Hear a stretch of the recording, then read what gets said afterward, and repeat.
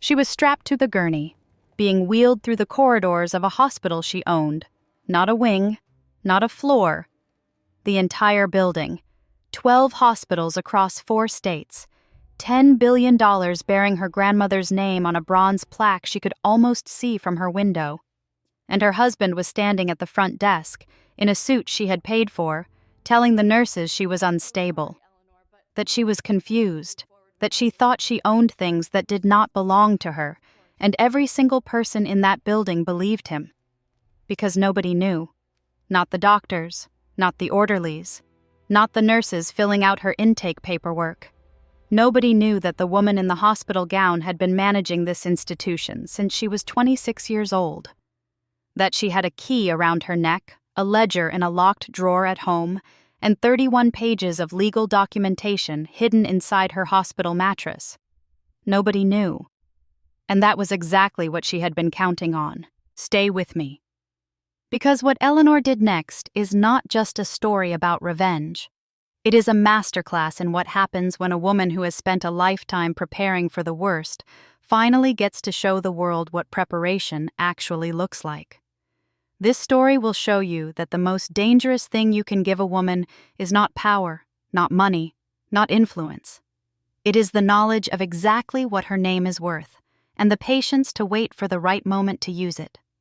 If someone in your life needs to hear that silence is not weakness, that stillness is not surrender, and that the paper always wins in the end, share this with them right now before you forget. And if you are new here, stories like Eleanor's are what this channel is built on. Real stakes, real lessons, real women who refuse to be counted out. Subscribe so you never miss the next one. Now, let us begin. The gurney moved fast. That was the first thing you noticed.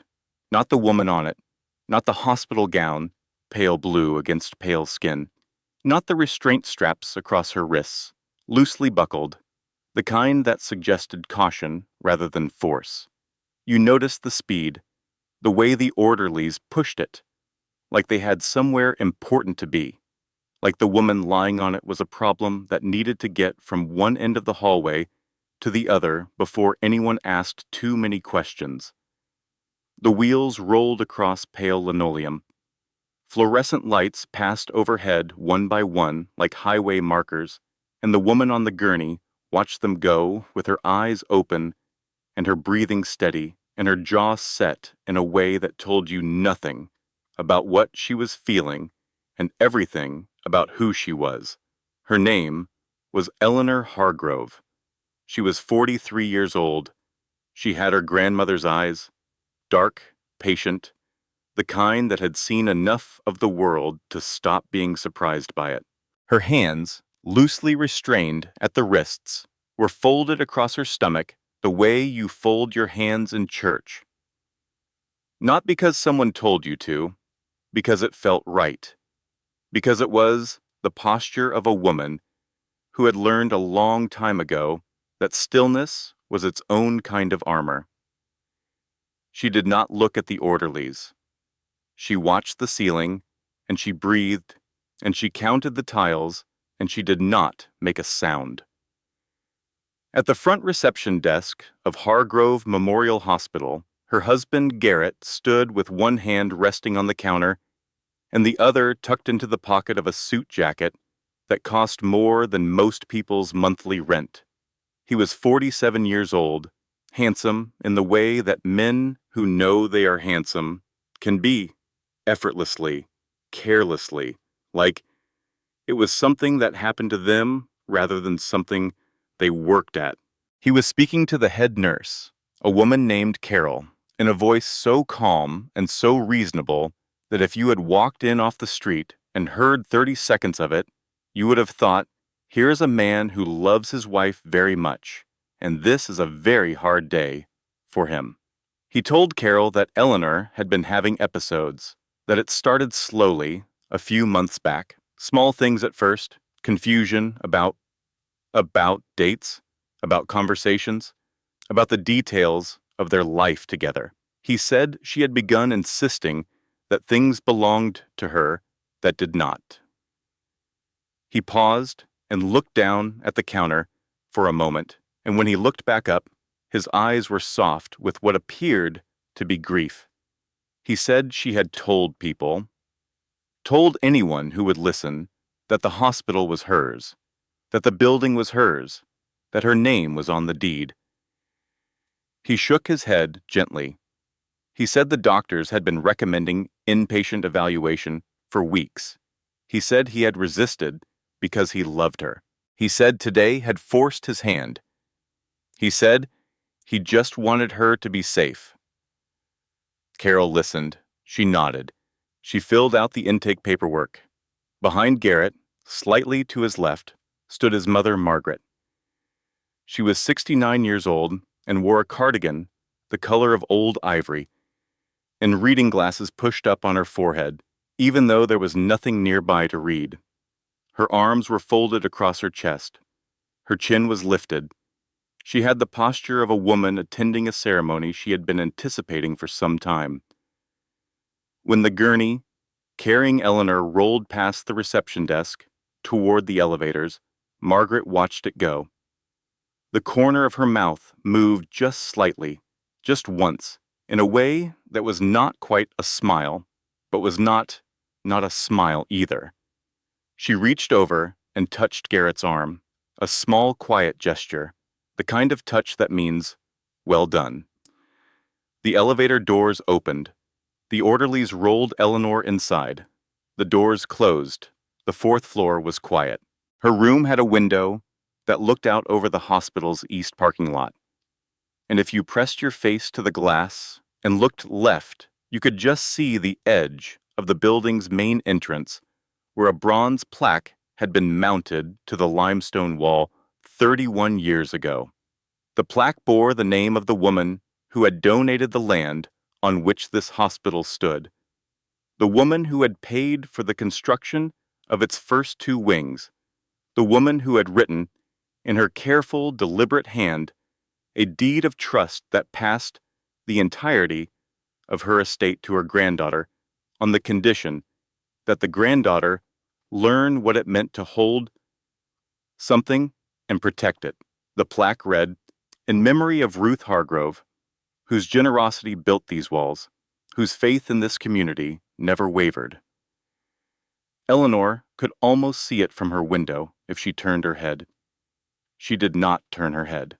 She lay on her back on the hospital bed, and she breathed, and she looked at the ceiling of a room that belonged to her, in a building that belonged to her, on land her grandmother had loved enough to give to a city that needed it. She did not cry. She pressed her lips together once, firmly, the way you press a wound. Then she released them. Then she breathed again, and the room was very quiet around her, and Eleanor was still. What Garrett did not know, what none of them knew, was that the woman on that gurney had owned this building since she was 26 years old. Every floor, every wing, every fluorescent light that had passed above her head on the way to this room, and she had a plan.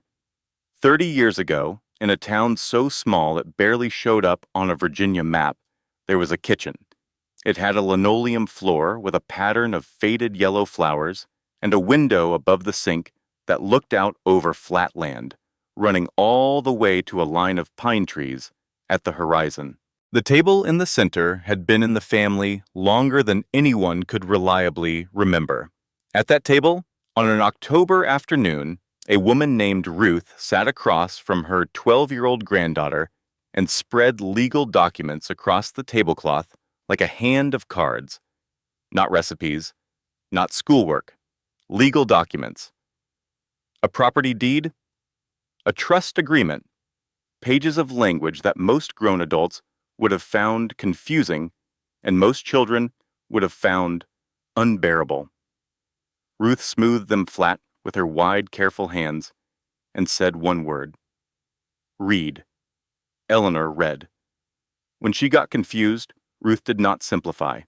She explained it exactly as it was, word by word, clause by clause, and made Eleanor read the same sentence again until she understood it.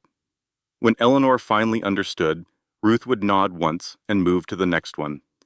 There was a bowl of boiled peanuts on the table. The radio was on low somewhere in the house.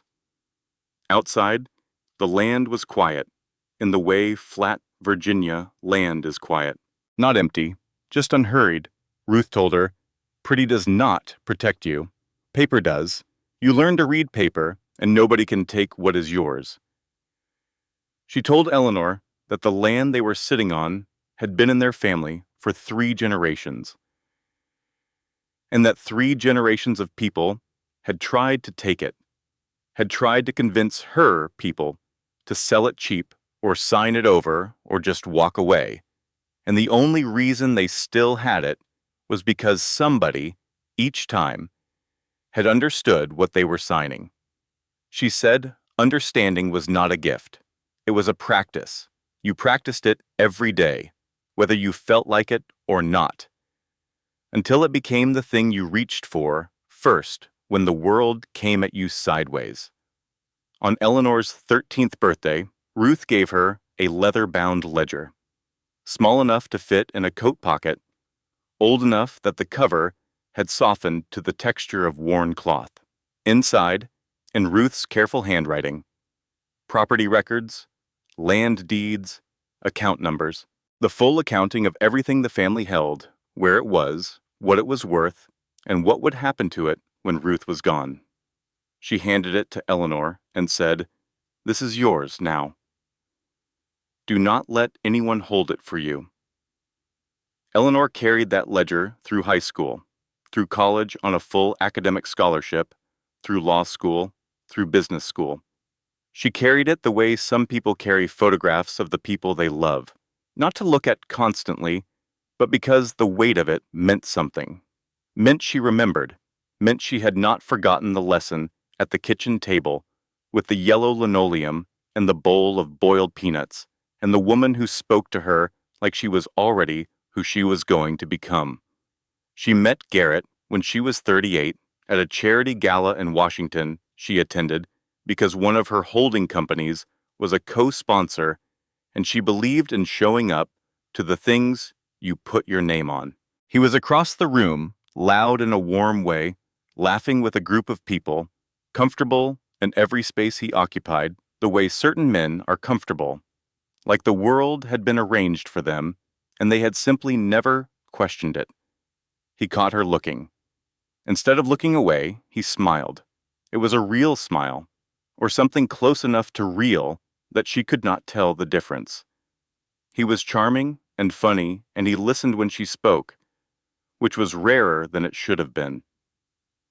She was cautious. She had always been cautious, not as a wall, as a practice. She watched him for 2 years before she let him get close. She watched how he treated people who could not do anything for him. She watched how he handled disappointment. She watched whether his kindness was consistent or strategic, deployed only when an audience was present. She thought she had read him correctly. She married him quietly in a small ceremony with 30 people at Ruth's old house in Virginia, in the kitchen with the yellow linoleum floor, because she wanted the marriage to begin somewhere that would remind her of what she knew. By the time she married Garrett, the holding company Ruth had left her, carefully tended, and grown through 15 years of disciplined decisions, was worth just over $200 million. Hargrove Memorial Hospital Network, the flagship asset, was valued at close to $3 billion on its own. The full portfolio, including real estate, medical technology investments, and a private foundation, was approaching $10 billion. She had told Garrett she was comfortable. She had told him she had family money. She had told him enough. She had thought enough was enough. The key to her home office, where the ledger lived in a locked drawer, was on a chain around her neck. It was there the night she married him. It was there the morning he had her committed. It was there now, pressed cold and small against her chest above the hospital gown. She reached up and touched it once in the quiet of the hospital room, just to confirm it was still there. It was still there. 6 months before Eleanor was admitted to her own hospital, She noticed a credit card statement. She noticed it the way she noticed most things. Quietly, without announcing it, filing it in the back of her mind behind everything else she was carrying that day. A charge at a hotel 40 miles from their home, on a night Garrett had said he was in Chicago. She said nothing. She noted it. She added it to a file she had quietly begun keeping, not out of paranoia, but because Ruth had taught her that evidence preceded understanding, and understanding preceded action, and you did not skip steps. 3 weeks later, she borrowed Garrett's laptop to send an email when her own was charging. She saw a browser tab he had not closed. A draft LLC filing, half finished, 2 names listed as co-founders. Garrett's name. And a name she did not recognize. Candace Whitmore. She looked at the screen for 4 seconds. Then she sent her email. Then she gave the laptop back, said thank you, went upstairs, and sat on the edge of the bed for a long moment. Very still, looking at nothing in particular. Then she picked up her phone and called Sylvia. Sylvia Crane had been Eleanor's personal attorney for 13 years. She was 57 years old. With close-cropped, silver hair and reading glasses she was always misplacing, and a dry sense of humor that surfaced at the exact moment you needed it most. She kept a flask in her briefcase. Not because she drank heavily, she was the first to clarify, but because some meetings required it. She answered on the second ring. Eleanor told her everything. The hotel charge, the LLC, the name. Sylvia was quiet for a moment. Then she said, "Send me what you have." Then, after a pause, "Eleanor, how long has he had access to your financial accounts?" Eleanor said, "He does not." Sylvia exhaled slowly. "Good. Keep it that way. And Eleanor, be normal. Do not let him know you know." Eleanor said, "Of course." She was already opening her laptop to begin documenting. What Sylvia found when she researched Candace Whitmore took the better part of 2 days to fully assemble. Former pharmaceutical sales representative, background in contract law, social media accounts locked or scrubbed within the last 3 months. And one thing that Sylvia's junior associate, a 29-year-old named Andrew, who was competent and occasionally terrified, uncovered after another full day of digging, a fraud conviction from 11 years ago, partially expunged, in a case involving the manipulation of a private estate. A different man, a different state, a smaller amount, the same structure. Sylvia called Eleanor when she had it all in front of her. She said, "She has done this before." Eleanor was quiet. Sylvia said, "She found someone with access to a significant estate, helped engineer a situation where the primary owner was removed from control and moved assets into a shell company before anyone could untangle it. Garrett does not know. I do not think he knows any of it. I think he believes he came up with this himself." Eleanor said, "What do we do?" Sylvia said, "We get ahead of it. I am filing protective documentation on the trust assets this week. We lock everything down, and then we wait and see what they do next. Eleanor, I need you to understand something. If they move the way I think they are going to move, there will be a window where it looks like they are winning." Eleanor said, "I know." Sylvia said, "Do you want me to tell you not to worry?" Eleanor said, "No, I want you to tell me what to do." Sylvia told her. Eleanor did it. What she did not know was how fast they would move. She did not know that Candace had already drafted the conservatorship petition. She did not know that Margaret had been in Garrett's living room the night the plan was finalized, refilling her wine glass and saying nothing, which was its own kind of agreement. 3 days later, on a Tuesday morning, while Eleanor was drinking her second cup of coffee and reviewing foundation grant applications, Garrett sat down across from her with an expression of practiced concern. He said he had made some calls. He said he was worried about her. He said some of the things she had been saying lately had scared him. She looked at him over her coffee cup. She thought, "Here it is," she said calmly. "I appreciate your concern, Garrett." By noon, a physician Eleanor had never met had conducted a 40-minute evaluation in their living room. By 2 o'clock, there was a car in the driveway. By 2:30, Eleanor was in a hospital gown on a gurney in the hallway of her own hospital. She had not fought it. Not because she was defeated, because she was thinking 3 steps ahead. Let them move. Let them think they have won.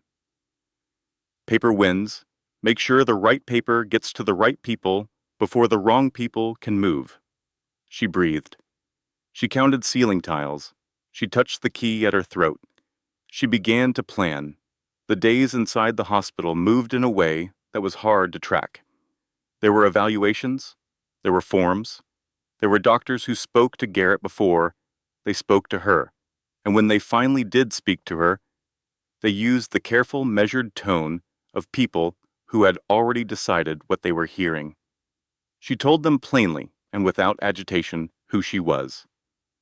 She told them the hospital belonged to her grandmother's estate, transferred to her in trust, structured through a holding company she had managed for 15 years. She said it clearly, without raising her voice, the way Ruth had taught her to say things, like someone who had read the document and understood every word. The notes from those sessions said, "Patient exhibits grandiose ideation. Patient insists she is the owner of this facility. Patient shows no signs of physical distress but demonstrates significant confusion regarding personal circumstances. She asked to make a phone call. There was always a reason she could not. Her phone had been taken at admission, standard procedure. When she asked for it back, she was told Garrett had requested her access to devices be limited, citing her tendency to become distressed during calls. When she asked to speak to a patient advocate, there was paperwork. There was a process. The process took time. She sat with it. She did not rage against it. She noted it the way you note weather. This is the condition. This is what it is doing. This is what I need to account for. On the second morning, she asked the nurse for a notepad and a pen to write down her thoughts. She said pleasantly that her therapist recommended journaling. The nurse brought her a spiral-bound notepad, 60 pages. Eleanor said thank you. Then she began writing.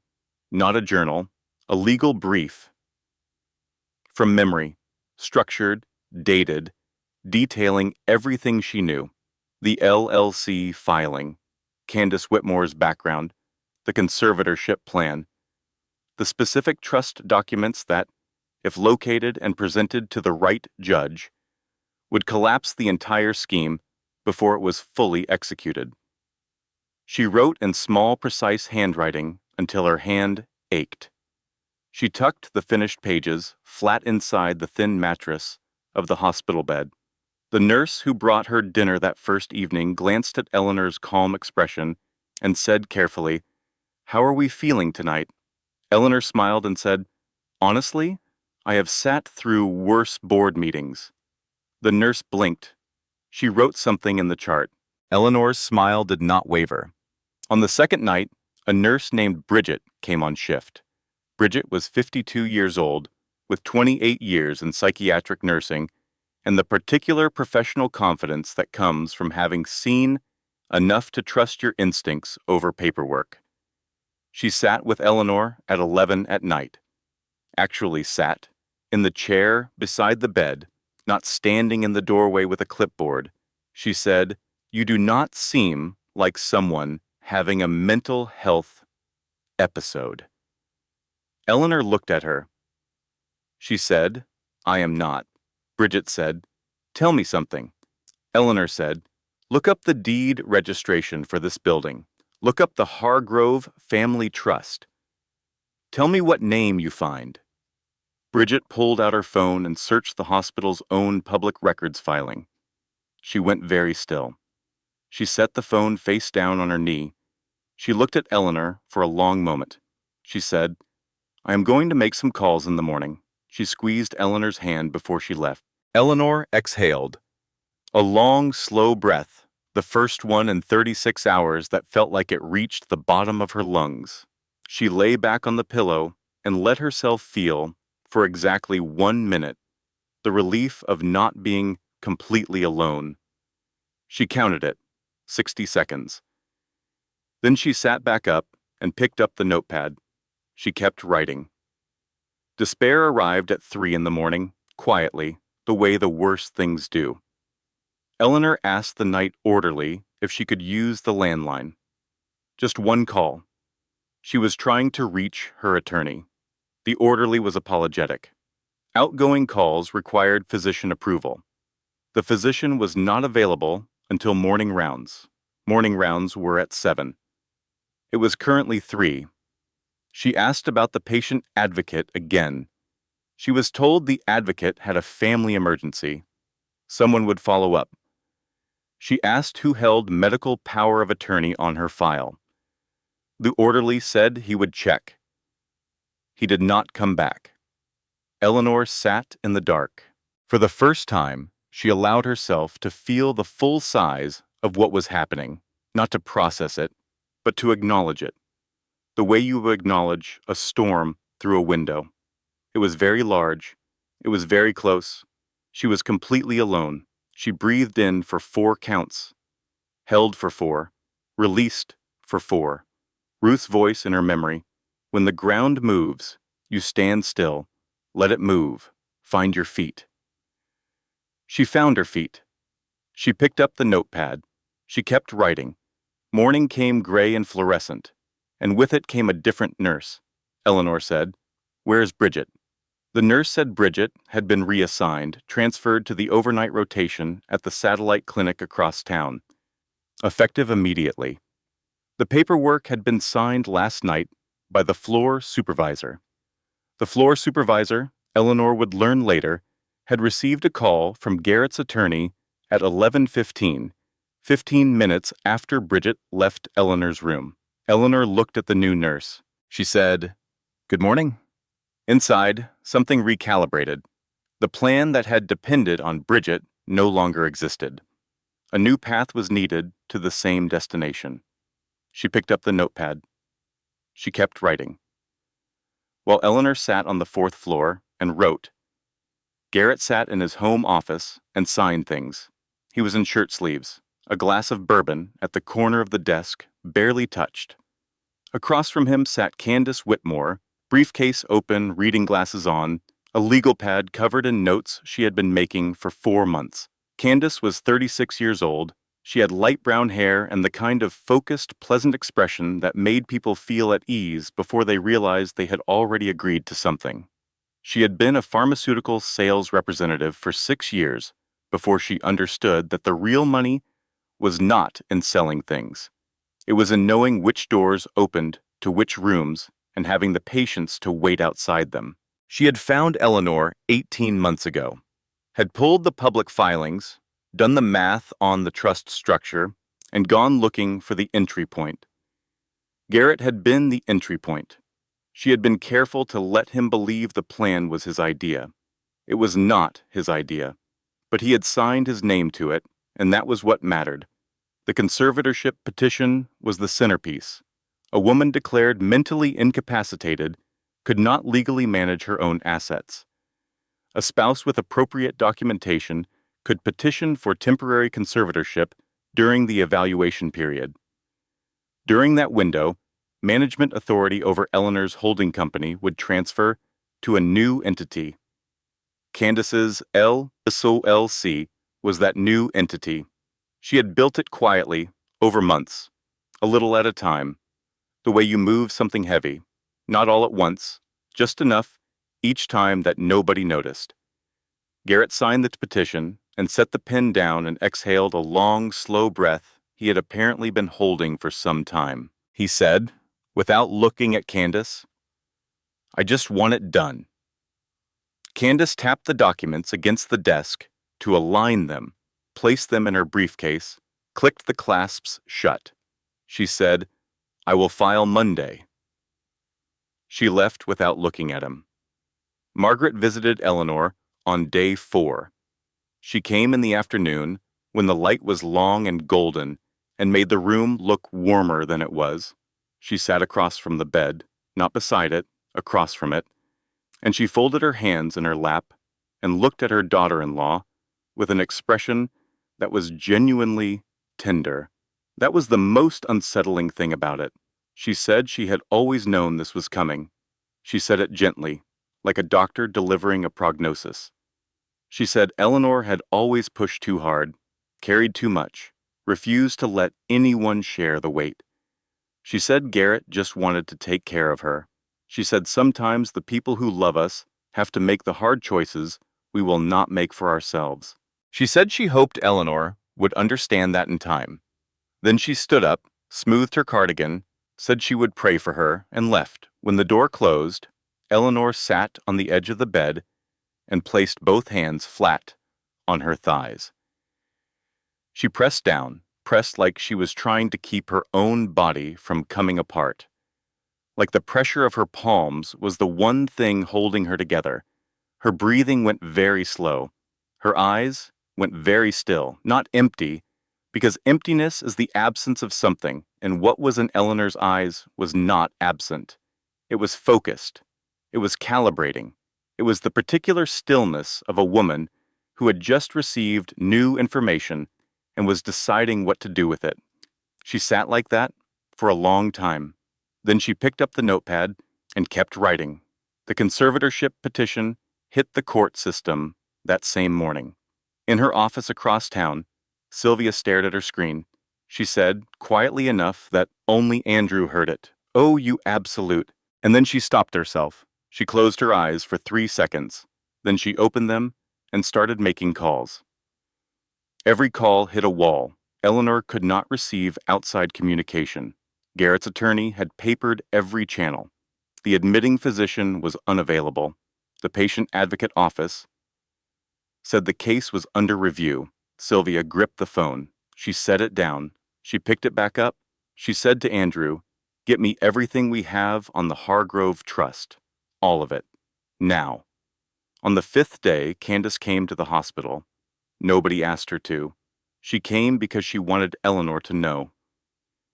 She sat across from the bed with her ankles crossed and her hands folded in her lap and said, pleasantly, that she had just wanted to check in as someone who cared about Garrett's well-being. Eleanor looked at her. She said nothing. Candace said she was sure this had all been very disorienting. She said sometimes the people who love us have to make hard choices. She said she hoped Eleanor would come to understand that in time. Then she said, almost as an afterthought, that she and Garrett had been together for 2 years, that he had been very unhappy for a long time, that she wanted Eleanor to hear it from someone who cared, rather than through a legal document. She paused. Then she said she was pregnant. She said it gently, like a doctor delivering a prognosis. Eleanor did not blink. She looked at Candace for a long, steady moment. Then she said, "Congratulations." Candace waited for more. There was no more. Something shifted almost imperceptibly in her expression, a flicker of uncertainty. She had expected tears. She had expected anger. She had expected, at minimum, a flinch. She got, "Congratulations." She stood, said it had been good to see her, hoped Eleanor felt better soon. She left. When the door closed, Eleanor set her notepad face down on the bed. She put both hands flat on her thighs. She pressed down. She breathed. She counted the ceiling tiles. She did not cry, not because she was unfeeling, but because she was, in this moment, the only person available to help herself, and she could not spend what she had on grief right now. Grief was real. Grief was valid. Grief could wait 24 hours. The narrator steps outside the story for just a moment to say something directly to you. What Eleanor did in that moment, acknowledging the pain without being incapacitated by it, is something that clinical psychologists call functional compartmentalization. It is not the same as suppression. Eleanor knew exactly how much this hurt. She was choosing when to feel it. There is a difference. If you are ever in a situation where someone is counting on your collapse, where the entire plan depends on you falling apart, the most powerful thing you can do is stay functional. Your grief does not make you less. But your grief, in that specific moment, is a resource you are choosing to spend later. You will feel all of it.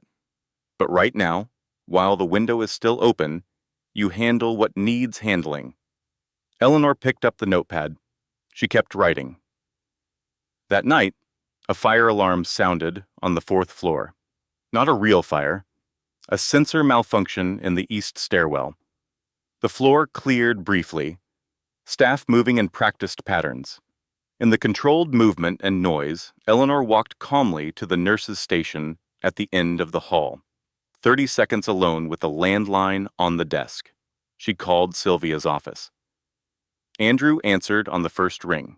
He said, "Ms. Hargrove, we have everything. We are almost there." She said, "I have until Friday morning. The transfer is scheduled for 9. He said, "I know. We are filing the discharge order first thing tomorrow.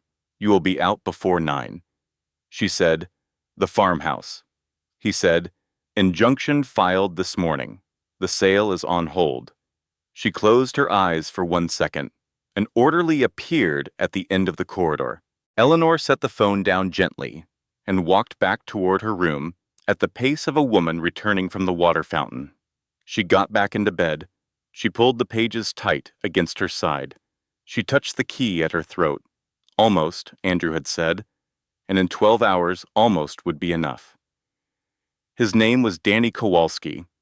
He was 24 years old, and he worked the night custodial shift at Hargrove Memorial because the hours were quiet and the overtime was good, and he was putting himself through nursing school 2 classes at a time. He mopped the same halls every night and knew the hospital the way only the people who cleaned it truly knew it. Not from charts and floor plans, but from the weight of it at 2 in the morning, the sound it made when the day shift had gone home and the building finally exhaled. He had been mopping the donor board corridor on his 3rd week at the job when he stopped in front of the large mahogany board mounted on the east wing lobby wall and read the name at the very top, Eleanor Ruth Hargrove. Founding trustee, in memory of Ruth Hargrove, whose belief in this community built these walls. He stood there for a long time, mop handle in both hands, reading it once, then again. Because Danny was putting himself through nursing school, and nursing school had taught him something specific. When a patient's situation does not match the paperwork, you do not assume the paperwork is right. You look closer. He went to the administrative archive room. Custodians had access everywhere. Nobody thought twice about a man with a mop. Nobody ever thought twice about the person doing the quiet work.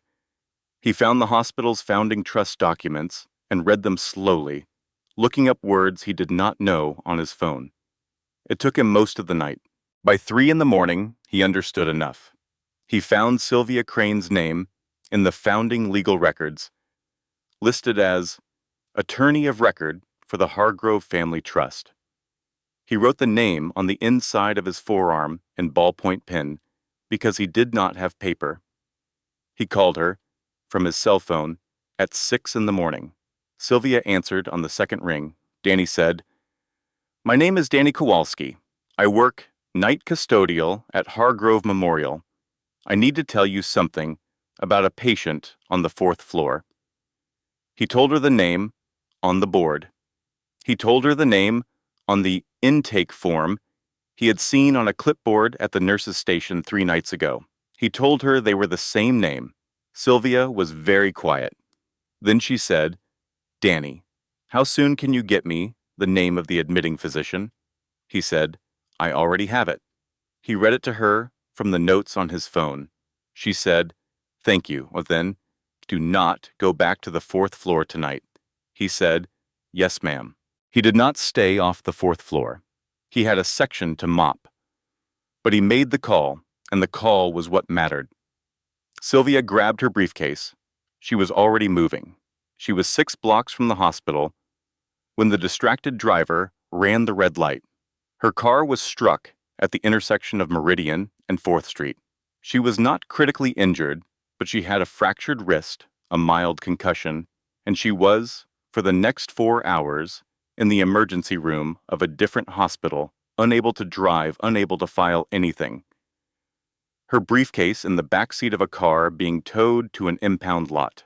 She called Andrew from the ER bed, her good hand holding the phone, her other hand in a temporary splint. She dictated to him for 4 straight hours. She did not stop once. Andrew typed everything she said, asked clarifying questions, typed the answers, and did not stop either. He had been awake since Sylvia's first call and was running on coffee and the particular adrenaline of understanding that something very large was at stake. Sylvia Crane had once closed a merger from a dentist's chair. A car accident was not going to stop her. It was going to slow her down.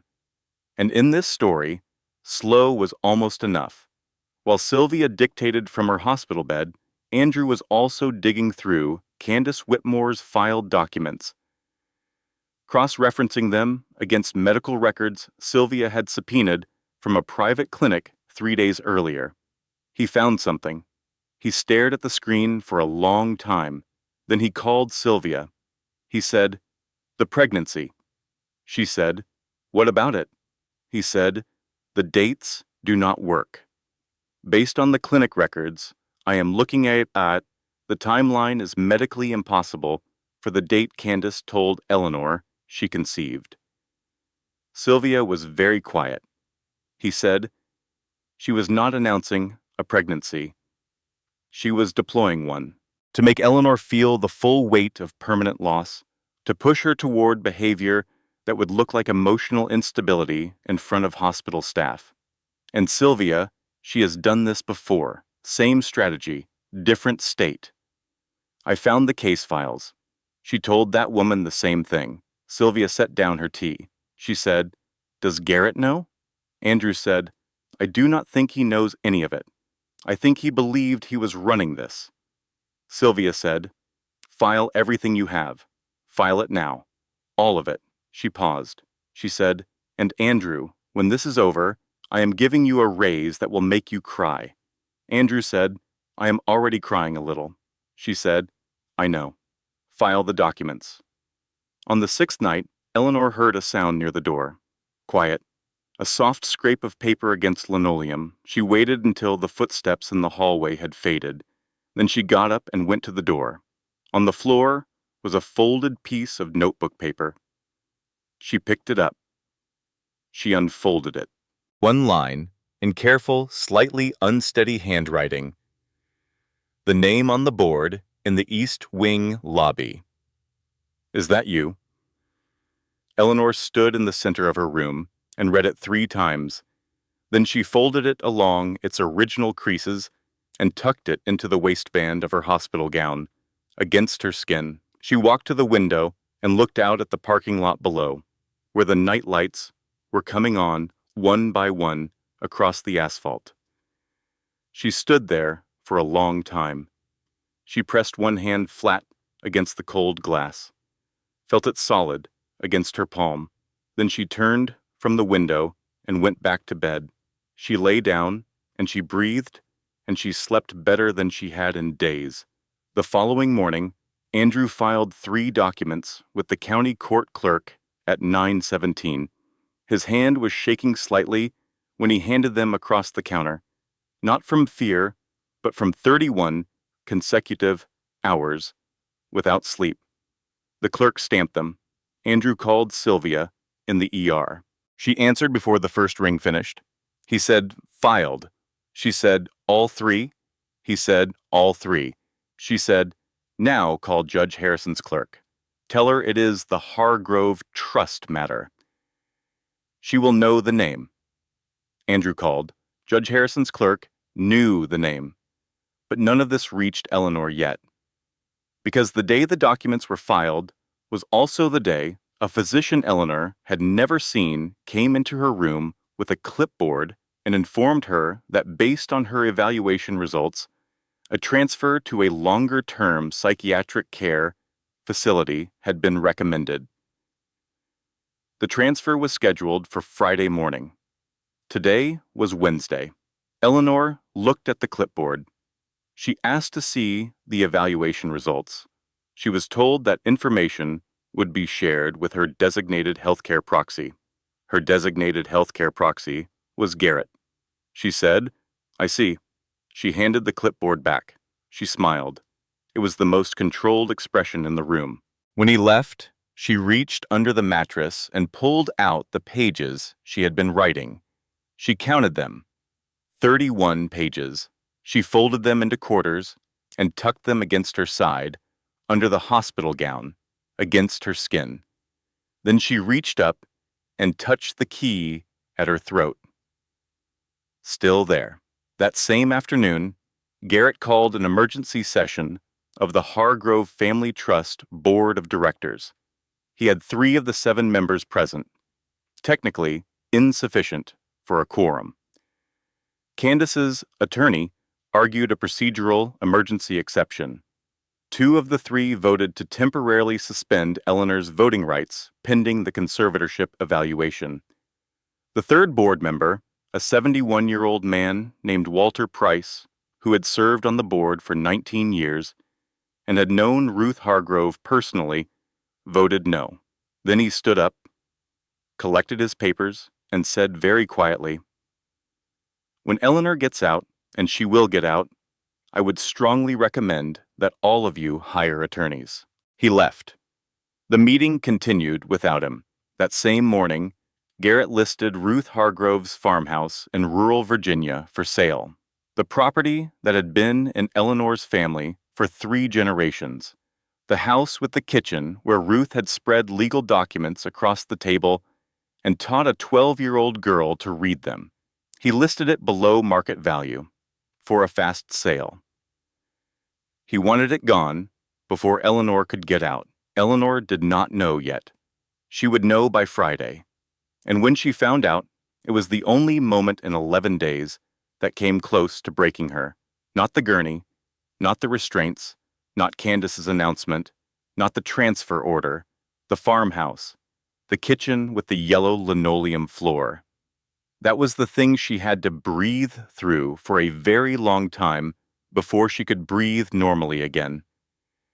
Eleanor sat in her room on Thursday night, the night before the transfer that would no longer happen, though she did not know that yet. The 31 pages were against her skin. The key was at her throat. On paper, outside these walls, everything appeared lost. The farmhouse listed, the board vote suspended, the conservatorship filed, the transfer scheduled for 9 in the morning. On paper, Eleanor Hargrove was nobody. She reached up and touched the key. She thought about Ruth, about the kitchen table, about the ledger, about the weight of it in her bag all those years. Through every board meeting and every acquisition and every decision that built $10 billion out of $40 million, one careful patient documented choice at a time. Ruth had faced worse than this. Ruth had faced this with less. And Ruth had always said, the paper wins. Make sure the right paper gets to the right people before the wrong people can move. The right paper was moving. Eleanor breathed in. She breathed out. She was not giving up. She was resting. There is a difference. She closed her eyes. She slept. Sylvia Crane arrived at Hargrove Memorial at 7:15 Friday morning, splint on her right wrist. Andrew beside her, carrying 2 briefcases because she could only manage one. A court order in her good hand, signed at 11:58 the previous night, by Judge Harrison. She walked to the front desk. She did not raise her voice. She handed the document to the head nurse and said pleasantly, "I will wait here while you call legal." Legal arrived in 7 minutes. 3 attorneys in a conference room reading the order in silence. They conferred, they stopped conferring. Eleanor was discharged at 8:44 in the morning.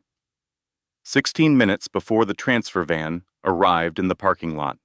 She came down in the elevator in her own clothes. Sylvia had brought them the night before and left them with the floor nurse, along with a note that said, "Only for Ms. Hargrove, tomorrow morning." The nurse, who had read the court order by then, had placed the bag in Eleanor's room without a word. Eleanor stepped out of the elevator into the lobby. Sylvia was standing there, splinted wrist, reading glasses on, a coffee in her good hand. Eleanor stopped. She said, "You broke your wrist." Sylvia said, "It is a fracture. Technically different." Eleanor said, "Sylvia." Sylvia said, "Do not. We have things to do." Eleanor nodded. They walked out together.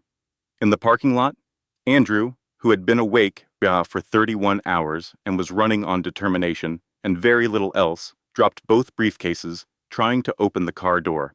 Documents scattered across the asphalt. He said something under his breath.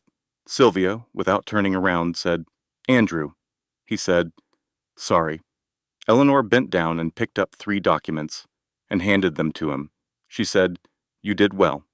Andrew, who had been quietly holding his everything together for 31 consecutive hours, exhaled for the first time. He put the documents in the briefcase. He closed the door. He got in the car. The farmhouse injunction held. Eleanor drove to Virginia herself that afternoon. No assistant, no driver. She put the leather ledger on the passenger seat. She drove south on the interstate with the windows down just enough that the air moved through the car.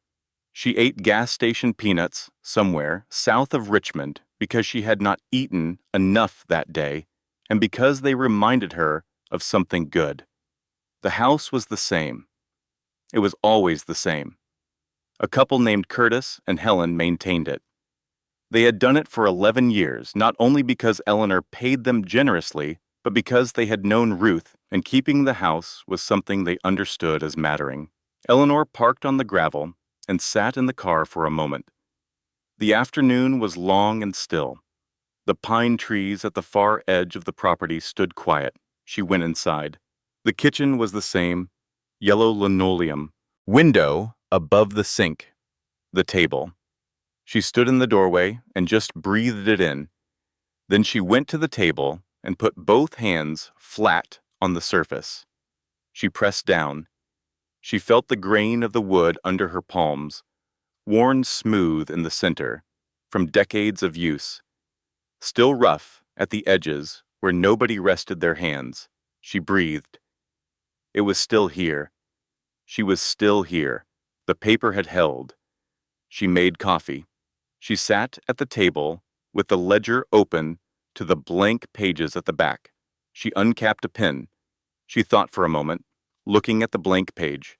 Then she began to write.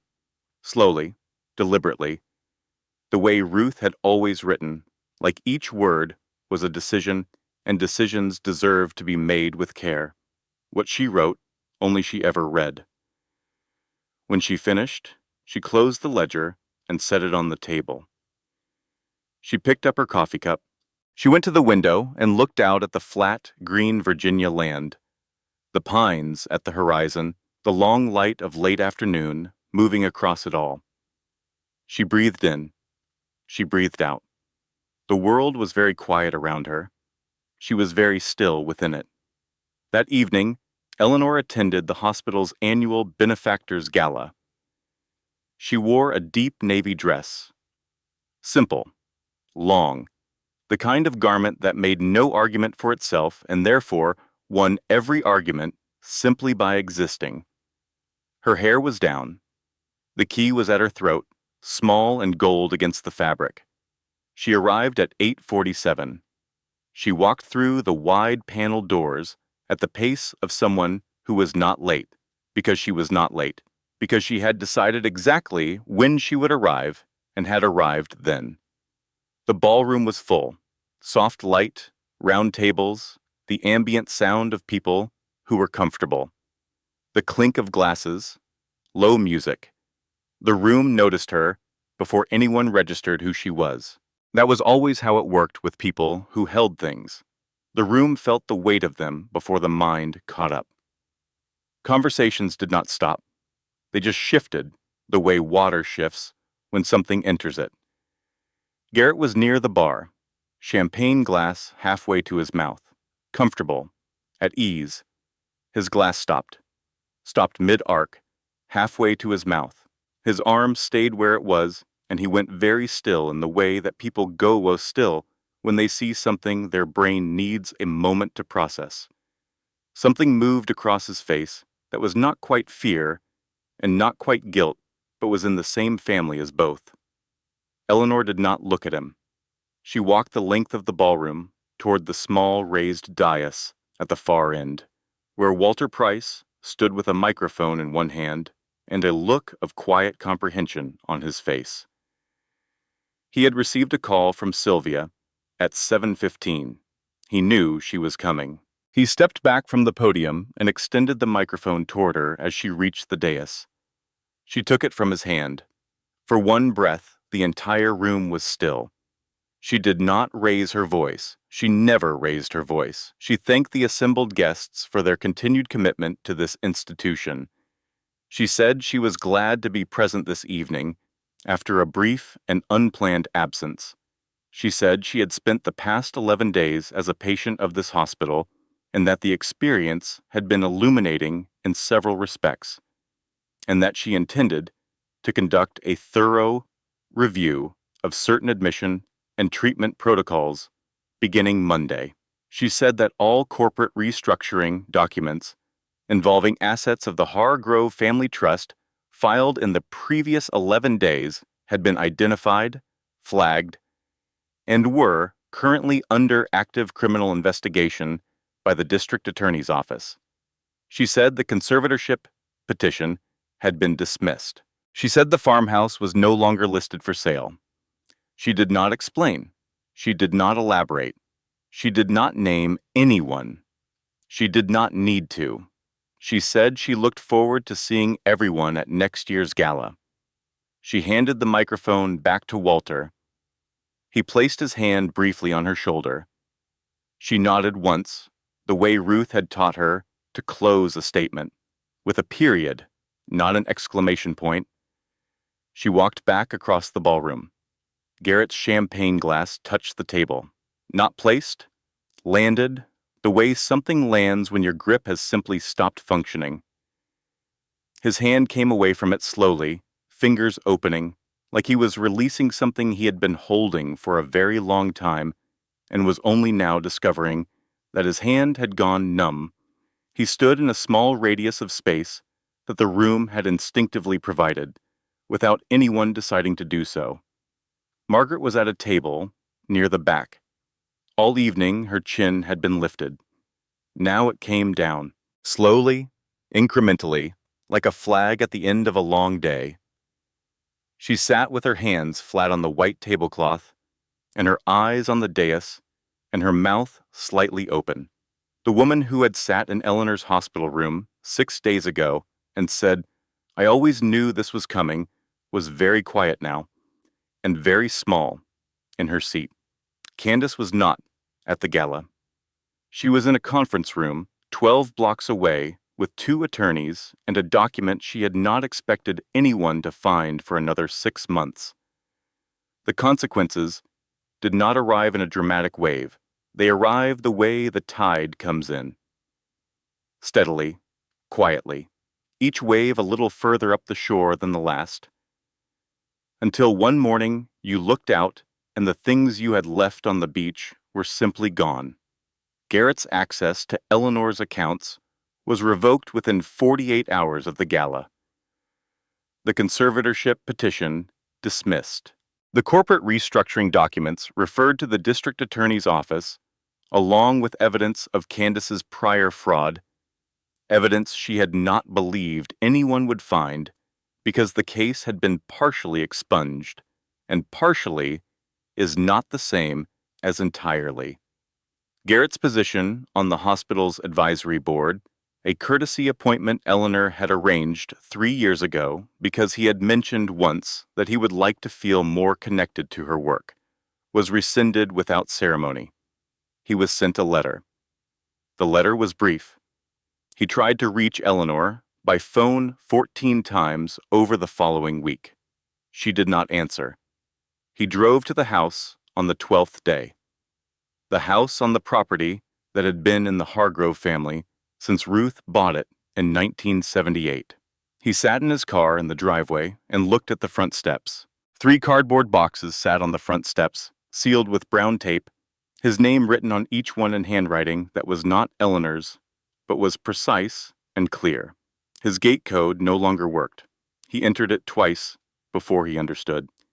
He sat in the car for 40 minutes. The engine ran.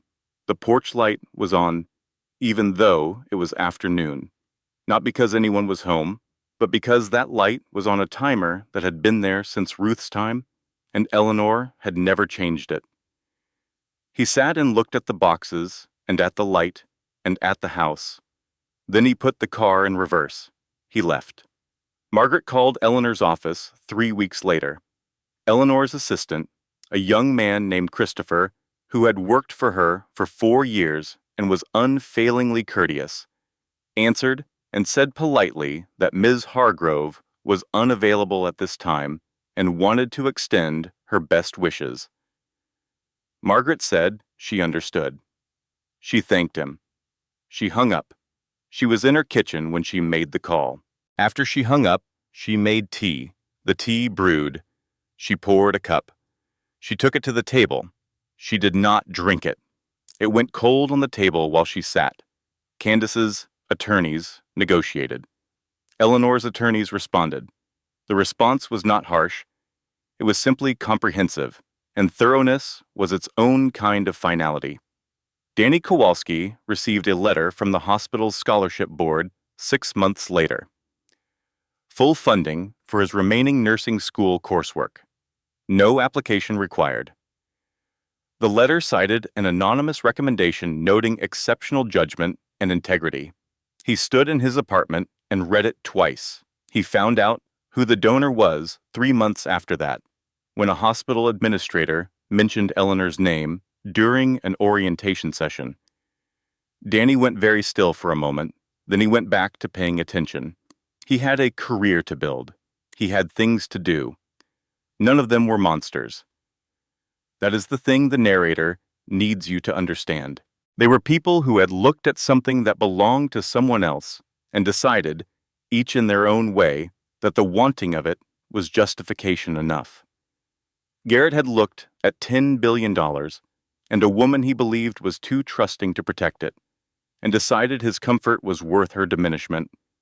Margaret had looked at a daughter-in-law she had never been entirely sure of and seen finally an opportunity to have her son where she wanted him. Candace had looked at a target and run a calculation she had run before in a different state, with a different man, and told herself that this time the numbers were bigger and the risk was the same. None of them had plotted the way villains plot in stories. They had simply wanted, and wanting had led them forward, one small step at a time, until they were standing somewhere very far from where decent people stand. The narrator does not celebrate what happened to them. He notes it the way weather is noted. Here's what the sky is doing now. Here's what that means for tomorrow. Here is a man sitting in a car outside a house he cannot enter. Here is a woman with a cup of coffee going cold. Here is the shape that wanting leaves behind when the wanting turns out to have cost more than you had to spend. 1 month after the gala, Eleanor stood at the kitchen window of the Virginia farmhouse with a cup of coffee in her hands, looking out at the land. The afternoon was long and still. The pine trees at the horizon stood quiet. A bird moved somewhere in the yard, its sound small and clear in the silence. She thought about Ruth, about the kitchen table, about the ledger and the weight of it in her coat pocket all those years, about what it meant to be prepared, not as a posture, not as a performance, but as a practice. Every day, whether you felt like it or not, until it was simply who you were. She thought about Bridget, the nurse who had listened and been reassigned for it. About Danny, mopping the corridor at 2 in the morning and stopping in front of a board that most people walked past every day without reading. About Sylvia, dictating documents from an emergency room bed with a fractured wrist, saying file it now, file everything. She thought about the people who do the quiet work, the people nobody notices until the moment when noticing is the only thing that matters.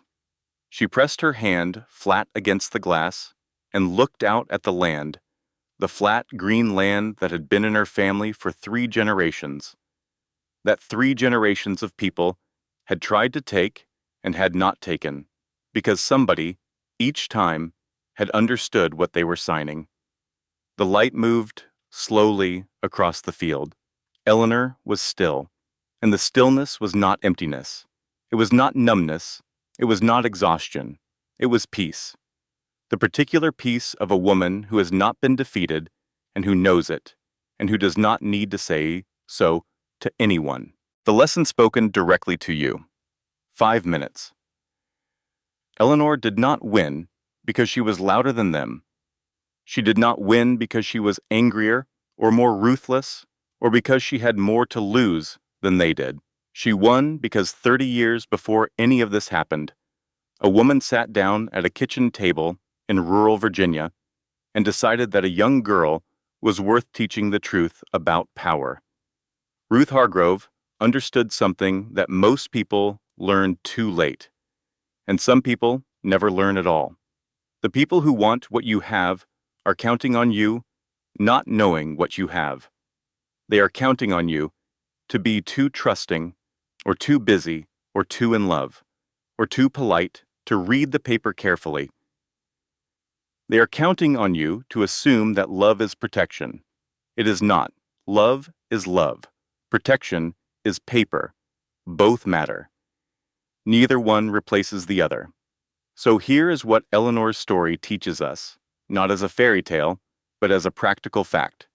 First, know what you own, not approximately, exactly. If you share a life with someone, you need to know, not assume, not hope, know what your financial structure looks like, what documents give which person which rights, what happens to your assets if something happens to you, what a healthcare proxy actually means, and who holds yours and whether that needs to change. This is not unromantic. This is not suspicious. This is the most loving thing you can do for your future self. Because your future self will have to live with the decisions your present self makes today. Second, have your own attorney, not a shared attorney, not your partner's attorney, yours. Someone whose legal obligation runs only to you, someone who knows your situation before the crisis arrives, not during it. Eleanor had Sylvia for 13 years before she needed her. The reason Sylvia could move fast, the reason she was already on her way to the hospital when her car was hit, was because she already knew everything. She did not need to be caught up to. She needed to act. You cannot build that relationship in a crisis. You build it before. Third, document quietly. If something feels financially wrong in a relationship, a charge that does not match the story, a name you do not recognize, a document you are not supposed to see, do not confront before you have documentation. Confrontation signals. Signals give the other side time to move. Write it down, date it. Send a copy to someone you trust. Then get legal advice. Before you act, the discovery window is precious. Spend it wisely. Fourth, Stillness is not weakness. Eleanor was called unstable. She was called delusional. She was called confused. She was none of those things. She was still, she was thinking. She was writing 31 pages of legal documentation into a spiral notebook from a hospital bed. She was waiting for the right moment with the right information in the right hands. Some people are quiet because they have nothing to say. Some people are quiet because they have already handled it. Do not mistake one for the other. And finally, notice the people doing the quiet work. Danny Kowalski was mopping a hallway at 2 in the morning when he stopped in front of a plaque and read it. He did not have to stop. Nobody was watching. Nobody would have known if he had mopped past it and gone home. But he stopped, and he read it, and he thought about it, and he made a decision. The kind of decision that does not make headlines. The kind that saves someone anyway. There are people like Danny around you, in your office, in your building, in the places where you spend your ordinary days. They are the people doing the work that everyone benefits from and nobody applauds.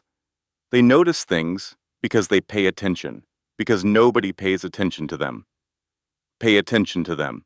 And if you are the person in the hospital bed right now, if you are the person who has been told that what belongs to you does not belong to you, that what you know is not real, that the evidence of your own life is confusion, then hear this. The paper exists. The truth exists. And there are people who will help you reach it if you can stay functional long enough to let them. Stay functional, stay still, keep writing. The paper wins.